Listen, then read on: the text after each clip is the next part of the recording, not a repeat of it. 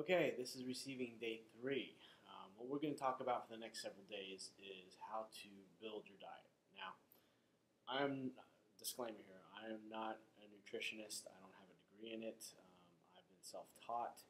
I've studied from several different reputable people online.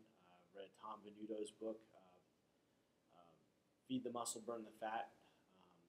Excellent, excellent book. I mean, that book alone can give you this gentleman here, the guy that wrote that, Tom Venuto, he has been able to maintain a 3 to 4% body fat year round. And for many, many years, and he's trained thousands, I think he's 200 some thousand people that he's actually trained in terms of lifting and working out and nutrition. So, very reputable source. So, what I'm going to go over with you guys, and I'll take one, probably go over 3. There's 5 steps in total right here. We'll go over, we're going to go over each step, probably combine the last 2 together so to give you a high-level overview. And then I'll give you, this is the hard way of doing it, to be honest with you. And there's an easier way, and we'll get into that here too in a second. Or when I get through everything, I'll give you the option to show you how to do either way. So anyways, let's get into it. I don't want to take too long. The very first bottom of the pyramid, you need to do these in order, just like in math. Okay? So if you take the first one, the very bottom there is calories.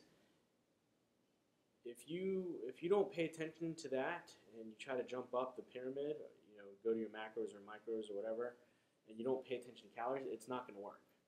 You need to do these when you're building your diet. You need to pay attention to these in the order that they have. So you can't go from step 1 to step 4 and expect your diet to work. Okay, so the very first one is calories. Basically, what that is you need to go to figure out what your caloric needs are for the day. And so you can go on teambeachbody.com.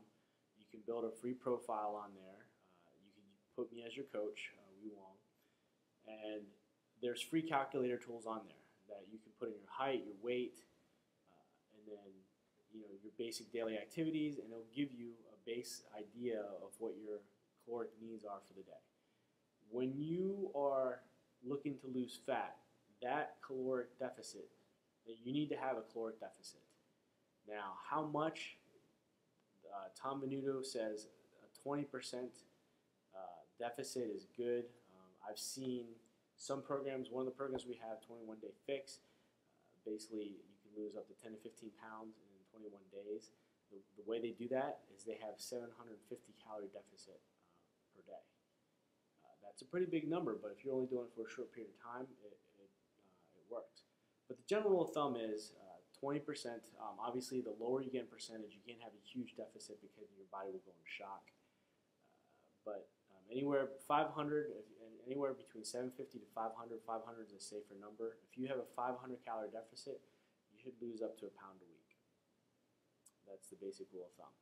Obviously, if you're working out on top of that, but that 1 pound to 2 pounds after the initial working out of the first couple weeks, when you stabilize your water intake. Obviously, if there are any bowel movements and stuff that can affect your weight. So after the first couple weeks of working out, and you'll have a major drop off in weight. After you've normalized and your body's gotten into a routine, probably about a 3rd or 4th week, you can expect a 1 to 2 pound loss after that. So, okay, that's day 1. If you have any questions, give me a call or message me.